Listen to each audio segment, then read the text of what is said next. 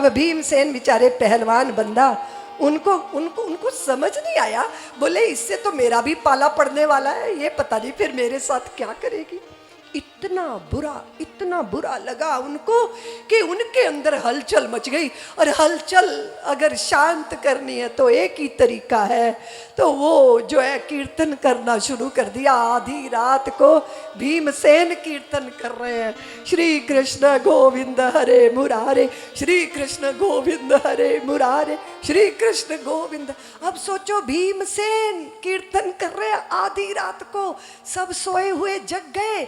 द्रौपदी बोली धर्मराज से कि आप जरा भीमसेन को कहिए ना, कीर्तन ही करना है तो सबकी नींद में बाधा डालना ये जरूरी है क्या। और कैसे गड़ड़ गड़ड़, और भीमसेन की आवाज तो इतनी, ऐसा लग रहा था जैसे कीर्तन नहीं जनरेटर चल रहा हो। तो फिर धर्मराज ने कहा कि भीमसेन कीर्तन ही करना है तो सबकी नींद में। अब अंदर तो हलचल मची है, कीर्तन तो इसलिए कर रहे हैं जो भीतर तूफान मचा है वो शांत हो जाए। और ये अपना अनमने से चल दिए जमुना जी के किनारे तट पर, और वहां कीर्तन श्री कृष्ण गोविंद हरे मुरारे, श्री कृष्ण गोविंद हरे मुरारे, हे नाथ नारायण वासुदेव, श्री कृष्ण गोविंद, श्री कृष्ण गोविंद।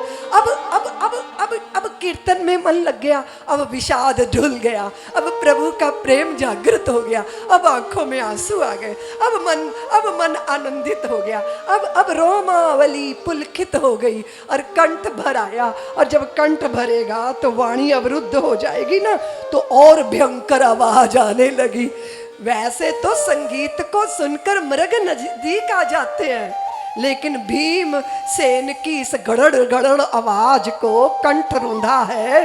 कीर्तन सुन के सारे हिरण भाग गए, मृग क्या मृगराज तक भाग गए। लेकिन एक है जो आ गए हैं, एक है जो मग्न हो गए हैं, एक है जो हाथ में ताली बजा बजा के भीमसेन के कीर्तन में सम्मिलित हो गए हैं, एक है जो भीमसेन के कीर्तन को सुनकर अश्रुपात कर रहे हैं। और जैसे ही कीर्तन पूर्ण हुआ तैसे ही भीमसेन ने देखा द्वारकाधीश भगवान सम्मुख खड़े, मंद मंद मुस्कुरा नहीं रहे, अपितु होठों पर मुस्कुराहट है और पीतांबर से अश्रुपात कर रहे हैं। भीमसेन भैया, आपके कीर्तन ने मुझे आनंदित कर दिया, मैं आनंदित हो गया। ये कैसा स्वर है भीमसेन भैया, आप कितना मधुर गाते हो भीमसेन, आपकी वाणी में मधुरता है, आपके प्रेम में विह्वलता है, आपके हृदय में आकर्षण है, प्रेम है। मैं धन्य हो गया, मैं कृतार्थ हो गया। मांग लो कुछ, मांग लो कुछ। भीमसेन बोले प्रभु मुझे कुछ नहीं चाहिए। अरे मांग लो ना कुछ, मुझसे मांग लो कुछ वर मांग लो। अब भीमसेन सोचे कि इनसे क्या मांगे, और पता नहीं मुख से कैसे निकल गया, बोले ऐसा है अपनी माया दिखा दो। भगवान जरा से उदास हो गए, बोले भैया हमें देख लो, हमारी माया देखने के चक्कर में क्यों पड़ रहे हो। बोले नहीं नहीं, आपको तो देखते ही रहते हैं, आप अपनी माया दिखा दो। तो भगवान ने कहा ऐसा है ना भीमसेन, आप कल रात्रि प्रथम प्रहर में ही इस जंगल में आ जाना, और एक बड़ा सा वट वृक्ष था, बोले इस पे चढ़ के छुप के बैठ जाना, फिर आपको हम अपनी माया दिखाएंगे। और सारा दिन भीमसेन को प्रतीक्षा है, आज माया देखनी है भगवान की। और भगवान ने जिस वट वृक्ष की तरफ इशारा किया था ना, उसके चारों तरफ भूमि बिल्कुल मैदान था, और ये वट वृक्ष पे चढ़ के छिप कर बैठ गए। और जैसे ही रात्रि का प्रथम प्रहर शुरू हुआ तो देखा देवता गण वहां प्रकट हो गए। आलोक विग्रह होता है, आलोक प्रकाश, मात्र प्रकाश पुंज देव आकर उन्होंने पूरी भूमि साफ की।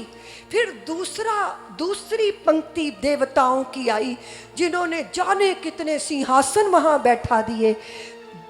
6 सिंहासन, 3 जोड़े, एक सबसे ऊंचा सिंहासन, एक उससे नीचा सिंहासन, मणि माणिक्य से और इतने सुंदर वैदूर्य, इतने सुंदर हीरे पन्नों से स्वर्ण का वो सिंहासन, एक लगता है यहाँ देवताओं की सभा होने वाली है। भीमसेन सोचने लगे देवताओं की सभा होने वाली है। इतने में विष्णु आ गए लक्ष्मी के साथ, ब्रह्मा आ गए ब्रह्मानी के साथ, और वृषभारूढ़ आ गए पार्वती के साथ। वो सब बैठ गए और श्री कृष्ण आ गए। वे एक छोटे जो दूसरा सिंहासन था उस पर बैठ गए। ये जो सबसे बड़ा है, ये सबसे बड़ा सिंहासन, ये किसके लिए है? इस पर कौन बैठेगा? सारे देवता, ऋषिगण, महापुरुष, सब दृश्य अदृश्य, सब सभा जम गई। अरे इस बड़े सिंहासन पर कौन बैठेगा? सोच ही रहे हैं भीमसेन, इतने में जगर मगर करती द्रौपदी चली आ रही है। और जैसे ही द्रौपदी आई, सारे देवगण त्रिदेव भी उठकर खड़े हो गए और श्री कृष्ण भी उठकर खड़े हो गए। सबसे ऊंचे सिंहासन पर जैसे ही द्रौपदी बैठी, देवताओं ने जय घोष किया, भगवती महामाया की जय, भगवती महामाया की जय, भगवती महामाया की जय। आश्चर्यचकित आंखें फटी रह गई भीमसेन की। चारों तरफ दृष्टि नहीं डाली महामाया ने, द्रौपदी ने। श्री कृष्ण को इंगित करके कहा, पांडव आए कि नहीं? श्री कृष्ण बोले, वो आ रहे हैं। वो बोली, भीमसेन कहाँ है? आपको पता है श्री कृष्ण, मेरा खप्पर तब तक तृप्त नहीं होगा जब तक भीमसेन का रक्त इसमें नहीं भरेगा। ये सुनना था कि भीमसेन के तो पसीने छूट गए। इतना बड़ा महाबली शूरवीर पत्ते की तरह कांपने लगा।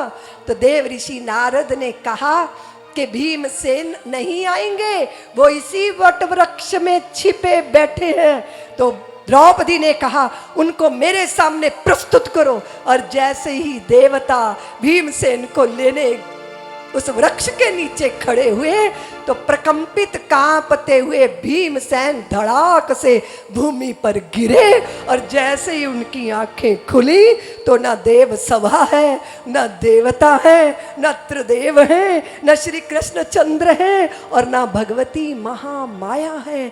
लेकिन जो देख लिया उसने तो अंदर हलचल पैदा कर दी। अनमने से बेचारे उद्विग्न फीका सा मुंह लेके लौट रहे हैं, और भगवान मार्ग में ही मिल गए। बोले, भीम भैया माया देख ली?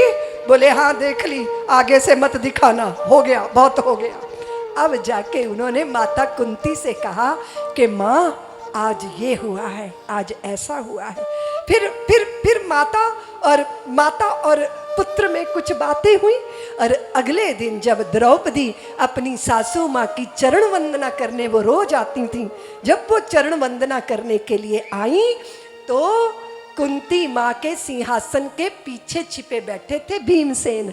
और कुंती माँ ने कहा कि देवी द्रौपदी, आज तुमसे कुछ मांग लो? तो द्रौपदी बोली, हाँ माँ मांग लो। बोले, फिर मुझे दे देना। हाँ माँ, आज्ञा तो करो। तब कुंती माँ ने कहा, देवी द्रौपदी, मैं अपने 5 पुत्रों का जीवन तुमसे मांगती हूँ, आज वो मुझे दे दो। तो माँ के इस वचन को सुनकर द्रौपदी ने कहा, जी माँ, जैसी आपकी आज्ञा। और हृदय में कहा, मेरे श्री कृष्ण को जो उनकी इच्छा होगी वो पूरा हो। अगर ये घटना ना होती तो कदाचित महाभारत में भीमसेन को शायद जीवन ना मिलता। ये महामाया का दर्शन करा के भगवान ने भविष्य का दर्शन करा दिया था। वे परमाश्रय, वे जिनके चरणों का हम आधार लेते हैं, वो अपने आश्रित जनों को धन्य करते हैं। महाभारत में वो, आप जानते हो, उस युद्ध को रोकने के लिए गए थे वो दुर्योधन के यहाँ, दूत बनकर गए। अपने आश्रितों को जिन्होंने उनके सारथी बन के घोड़े हाँके, जरा उनकी शरण में आके तो देखिए। और यहाँ पे आपको पता है कि दुर्योधन ने भी भेज दिया था दुर्वासा को। वो कथा पता है आपको देवी को? पता है, सुना है कथा? वो कथा है ना, जब दुर्वासा बहुत दिनों तक दुर्योधन के आतिथ्य में रहे, बड़े प्रसन्न हो गए। बोले कि मेरे वो बड़े भैया के यहाँ भी जाओ, पर तब जाना जब द्रौपदी भोजन कर चुकी होगी। तो वो अक्षय पात्र था ना, तो वो जब भोजन कर लेती थी द्रौपदी, तब फिर उसमें से व्यंजन प्रकट नहीं होते थे। इसलिए हमारी सारे भारत की देवियाँ जब सबको भोजन करा लेती हैं तब स्वयं करती हैं। इसलिए अन्नपूर्णा की तरह भारत की देवियों के भंडारे हमेशा भरे रहते हैं, क्योंकि वो सबको जिमा कर पाने का संस्कार हम सब भारत की देवियों के हृदय में रहता है। और हुआ ये कि 10,000 साधुओं की टोली चलती, अकेले थोड़ी चलते थे दुर्वासा, पूरी फौज की फौज चलती थी। और दोपहर के बाद, अब आप देखो कि दोपहर के बाद आए हैं, तो धर्मराज ने कहा कि महात्मा जी भोजन कर लें। हाँ भोजन करेंगे बोले। अगर सामने से कोई प्रस्ताव हो तो स्वीकार करना जरूरी तो नहीं है ना। बोलो देवियों, बोलो। तुम अपनी भाभी के घर जाओ, आधी रात बेल बजाओ, और वो बेचारी आंखें मीचती मीचती जो है वो आपके लिए दरवाजा खोले, फिर कहे कि आओ जीजी वाह बताओ भोजन करोगी, तो फिर आपको क्या कहना चाहिए? क्या कहना चाहिए? क्या कहना चाहिए? कि हाँ हाँ मैं तो भोजन करूंगी, जीमना ही तो मेरा प्रधान कार्य है। हाँ? अरे एक दिन नहीं खाओगी तो मर थोड़ी जाओगी। सामने से प्रस्ताव आया है, पर स्वीकार करना है कि नहीं, ये तो हमारे हाथ में है ना। अगर मैं कहूँ आजा मेरे साथ व्यासपीठ पे बैठ जाओ, तो तुम कहोगी हाँ हाँ दीदी माँ थोड़ा उधर सर्कल लो, हम यहीं बैठेंगे।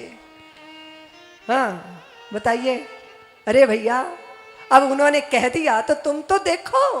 पर वो तो आए थे, दुर्योधन को वचन देकर आए थे, और उन्होंने कह दिया द्रौपदी व्यवस्था करो दुर्वासा जी के शिष्यों की और उनके भोजन की व्यवस्था करो। वो सिर पकड़ के बैठ गई कि मैंने तो भोजन कर लिया और अक्षय पात्र मांझ के रख दिया। और फिर पुकारने लगी, हे द्वारकावासीन, हे यज्ञ पुरुष, हे द्वारकाधीश, हे मेरे हृदय, हे मेरे सखा, आइए आइए आइए। किसकी शरण में है, किसकी शरण में है पांडव? सब्सक्राइब करें साध्वी ऋतंभरा जी के YouTube चैनल को, और हमारे वीडियोस को सबसे पहले देखने के लिए बेल आइकन को दबाना न भूलें।